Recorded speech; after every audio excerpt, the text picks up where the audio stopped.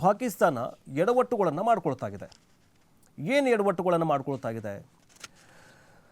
ತನ್ನದು ಅಂತ ಹೇಳ್ಕೊಂಡ್ಬಿಟ್ಟು ನೌಕಾಪಡೆಯ ಒಂದು ವಿಡಿಯೋವನ್ನು ಅಪ್ಲೋಡ್ ಮಾಡಿದೆ.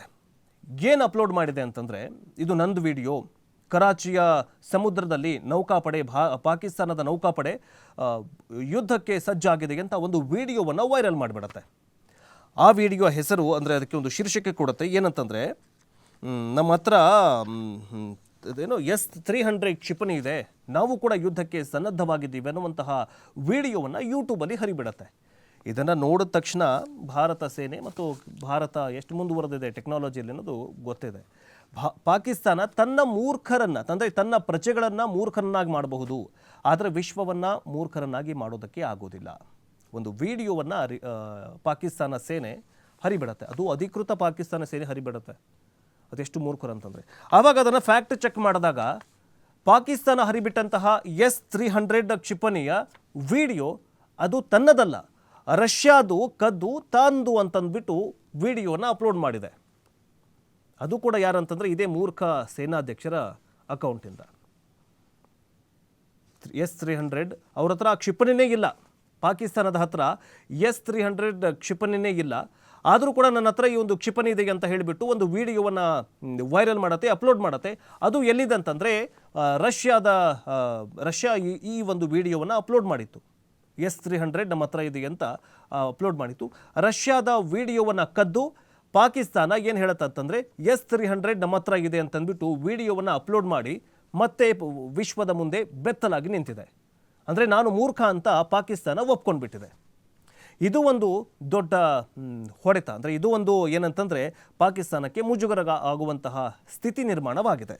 ಇನ್ನು ಅಮೆರಿಕಾಗೆ ಪಾಕಿಸ್ತಾನ ಫೋನ್ ಮಾಡ್ತಲ್ಲ, ಅಮೆರಿಕ ಉಗಿದು ಕಳಿಸಿದೆ. ಯಾಕೆ ಅಮೆರಿಕ ಪಾಕಿಸ್ತಾನಕ್ಕೆ ಬೆಂಬಲ ಕೊಡೋದಿಲ್ಲ ಅಂತ ನೋಡ್ತಾ ಹೋಗೋದಾದರೆ, ಅಫ್ಕೋರ್ಸ್ ಚೀನಾ ಏನು ಮಾಡುತ್ತಂತಂದರೆ ಚೀನಾ ಬೆಂಬಲಕ್ಕೆ ಪಾಕಿಸ್ತಾನ ನಿಂತಿದೆ, ಪಾಕಿಸ್ತಾನದ ಬೆಂಬಲಕ್ಕೆ ಚೀನಾ ನಿಂತಿದೆ. ಪಾಕಿಸ್ತಾನ ಮತ್ತು ಚೀನಾ ಇವರಿಬ್ಬರು ಚಡ್ಡಿ ದೋಸ್ತುಗಳು. ಹೀಗಿರುವಾಗ ಪಾಕಿಸ್ತಾನ ಏನು ಈ ಒಂದು ಪಹಲ್ಗಾಮ್ ದಾಳಿಯ ರೂವಾರಿಯನ್ನು ಹೊತ್ಕೊಂಡಿದ್ದಂತಹ ಉಗ್ರ ಸಂಘಟನೆಗೆ ವಿರುದ್ಧ ಚೀನಾ ಕೂಡ ಈ ಒಂದು ಘಟನೆಯ ಬಗ್ಗೆ ಸ್ವಲ್ಪ ಹಿಂದೆ ಸರಿದಿದೆ. ಅದಕ್ಕೋಸ್ಕರ ಚೀನಾ ಆದರೂ ಬರ್ತಾ ಇಲ್ಲ ಸರ್, ನೀವಾದರೂ ಬನ್ನಿ ಅಂತ ಅಮೇರಿಕಾರನ್ನು ಕರೆದು ಕೇಳಿದೆ. ಇದು ಭಾರತದವರೇನೋ ಯುದ್ಧ ಮಾಡೋಂಗಿದೆ, ಸೊ ಅದಕ್ಕೋಸ್ಕರ ಸರ್ ಯುದ್ಧವನ್ನು ನಿಲ್ಲಿಸಿ ಅಂತ ಹೇಳಿದ್ದಾರೆ. ಹಾಗಾದರೆ ಅಮೇರಿಕ ಪಾಕಿಸ್ತಾನಕ್ಕೆ ಯಾಕೆ ಸಪೋರ್ಟ್ ಮಾಡೋದಿಲ್ಲ ಅಂತ ನೋಡ್ತಾ ಹೋಗೋದಾದರೆ, ಚೀನಾ ಮತ್ತು ಪಾಕಿಸ್ತಾನ ಮಿತ್ರದ ದೇಶಗಳು, ಈಗಾಗಲೇ ಇವರಲ್ಲೂ ಫ್ರೆಂಡ್ಸ್ ಅಂತ ಇಡೀ ವಿಶ್ವಕ್ಕೆ ಗೊತ್ತಾಗಿದೆ. ಹೀಗಾಗಿ ಅಮೇರಿಕ ಪಾಕಿಸ್ತಾನಕ್ಕೆ ಯಾವುದೇ ಸೊಪ್ಪು ಹಾಕುವಂತಹ ಕಾರ್ಯವನ್ನು ಮಾಡೋದಿಲ್ಲ. ಇನ್ನೂ ಲಾಭ ಇಲ್ಲ. ಯಾವುದರಲ್ಲಿ ಲಾಭ ಇಲ್ಲ? ಪಾಕಿಸ್ತಾನಕ್ಕೆ ಯಾವುದೇ ದೇಶ ಸಪೋರ್ಟ್ ಮಾಡಿದ್ರೂ ಕೂಡ ಒಂದು ಬಿಡಿಗಾಸು, ಒಂದು ಎಳ್ಳು ಕಾಳಷ್ಟು ಲಾಭ ಇಲ್ಲ ಅನ್ನೋದು ಇಡೀ ವಿಶ್ವಕ್ಕೆ ಗೊತ್ತಾಗಿದೆ. ಇನ್ನು ವ್ಯಾಪಾರ ಮಾಡೋದಕ್ಕೆ ಅದರ ಅರ್ಥ ಏನಿದೆ?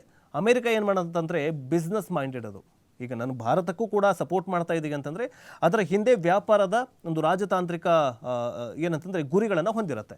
ಸೊ ಹೀಗಾಗಿ ಅಮೇರಿಕ ಪಾಕಿಸ್ತಾನಕ್ಕೆ ಯಾಕೆ ಬೆಂಬಲವನ್ನು ಕೊಡೋದಿಲ್ಲ ಅಂತಂದರೆ ಅಲ್ಲಿ ಏನೂ ಇಲ್ಲ, ಎಲ್ಲ ಖಾಲಿಯಾಗಿ ಹೋಗ್ಬಿಟ್ಟಿದೆ. ಸೊ ಹೀಗಾಗಿ ಅಮೇರಿಕ ಪಾಕಿಸ್ತಾನಕ್ಕೆ ಬೆಂಬಲವನ್ನು ಕೊಡೋದಿಲ್ಲ. ಇನ್ನು ಟೆರರ್ ದೇಶ ಅನ್ನುವಂತಹ ಕುಖ್ಯಾತಿಯನ್ನು ಪಾಕಿಸ್ತಾನ ಪಡೆದುಕೊಂಡಿದೆ. ಇದೇ ಅಮೇರಿಕ ಕೆಲವು 150 ಉಗ್ರ ಸಂಘಟನೆಗಳು ಪಾಕಿಸ್ತಾನದಲ್ಲಿ ಇವೆ ಅಂತ ವರದಿಯನ್ನು ಕೊಟ್ಟಿತ್ತು 2024ರಲ್ಲಿ ಬೈಡನ್ ಸರ್ಕಾರದ ಸಂದರ್ಭದಲ್ಲಿ.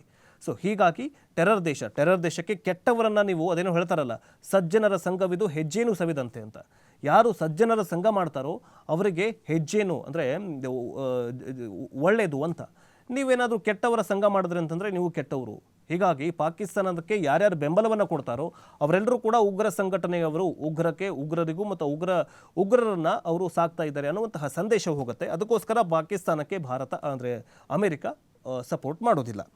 ಇನ್ನು ಮೂರನೇದೇನಂತಂದರೆ ಫೇಮಸ್ ಪೊಲಿಟಿಷಿಯನ್ಸ್ ಯಾರೂ ಇಲ್ಲ. ಅವ್ರ ಜೊತೆ ಮಾತಾಡೋಣ ಅಂತಂದರೆ ಈ ನವಾಜ್ ಶರೀಫು ಕೂಡ ಹುಚ್ಚರ ಆಡ್ತಾನೆ, ನರಿಬುದ್ಧಿ ಅವ್ರದ್ದು ಸರಿ ಇಲ್ಲ. ಅವರು ನೋಡಿ, ವಾಘಾ ಬಾರ್ಡರ್ ಮತ್ತು ಅಟ್ಟಾರಿ ಬಾರ್ಡರ್ನ ಬಂದ್ ಮಾಡಿ ತನ್ನ ಪ್ರಜೆಗಳನ್ನೇ ಒಳಗಡೆ ತಗೊಳ್ತಾ ಇಲ್ಲ ಅಂತ ಪ್ರಧಾನಿ ಈ ನವಾಜ್ ಶರೀಫು. ಏನು ಮಾಡ್ತೀರಾ ಹೇಳಿ? ಸೊ ಹೀಗಾಗಿ ಅಲ್ಲಿ ಪೊಲಿಟಿಷಿಯನ್ಸು ಸರಿ ಇಲ್ಲ, ತಲೆಯಲ್ಲಿ ಲದ್ದಿ ಇದೆ, ಅದಕ್ಕೋಸ್ಕರ ಸಪೋರ್ಟ್ ಮಾಡಲ್ಲ ಅನ್ನುವಂತಹ ಒಂದು ಪಾಯಿಂಟ್ ಇದೆ. ಇನ್ನು ಮೋಸ ಮಾಡುವಂತಹ ನರಿಬುದ್ಧಿ ಈಗಾಗಲೇ ಪಾಕಿಸ್ತಾನದಿದೆ, ಅದು ವಿಶ್ವವಿಖ್ಯಾತಿಯನ್ನು ಕೂಡ ಪಡೆದುಕೊಂಡಿದೆ. ಹೀಗಾಗಿ ಮೋಸ ಮಾಡುವಂತಹ ದೇಶಗಳಿಗೆ ಅಮೆರಿಕ ಯಾವತ್ತೂ ಕೂಡ ಸಪೋರ್ಟ್ ಮಾಡಿಲ್ಲ. ಇನ್ನು ಸಹಾಯ ಮಾಡುವವರೆಗೂ ಮಾತ್ರ ಬೂಟನ್ನು ನೆಕ್ಕೊಂಡಿರುತ್ತೆ ಪಾಕಿಸ್ತಾನ. ಸಹಾಯ ಮಾಡುವವರೆಗೂ ಮಾತ್ರ ನೀನೇ ರಾಜ, ನೀನೇ ರಾಣಿ, ನೀನೇ ಎಲ್ಲ ಅಂತ ಹೇಳುತ್ತೆ. ಏನಾದರೂ ಚೀನಾ ಏನಾದರೂ ಸ್ವಲ್ಪ ಜಾಸ್ತಿ ಏನಾದರೂ ಸಹಾಯ ಮಾಡ್ತೀನಿ ಅಂತಂದು ಮುಂದೆ ಬಂದರೆ ಬೇಡ ನೀನು ಅಂದರೆ ತ್ಯಜಿಸಿ ಬೇರೆಯವರ ಬೂಟನ್ನು ನೆಕ್ಕೋದಕ್ಕೆ ಪಾಕಿಸ್ತಾನ ಹೋಗುತ್ತೆ. ಸೊ ಹೀಗಾಗಿ ಇವೆಲ್ಲವನ್ನ ನೋಡ್ತಾ ಇದ್ದರೆ ಅಮೆರಿಕ ಭಾರತದ ಪರವಾಗಿಯೇ ನಿಂತಿದೆ, ಪಾಕಿಸ್ತಾನಕ್ಕೆ ಯಾವುದೂ ಕೂಡ ಸಪೋರ್ಟ್ ಮಾಡೋದಿಲ್ಲ ಅನ್ನುವಂತಹದ್ದು ಮಾತ್ರ ಸ್ಪಷ್ಟವಾಗುತ್ತೆ.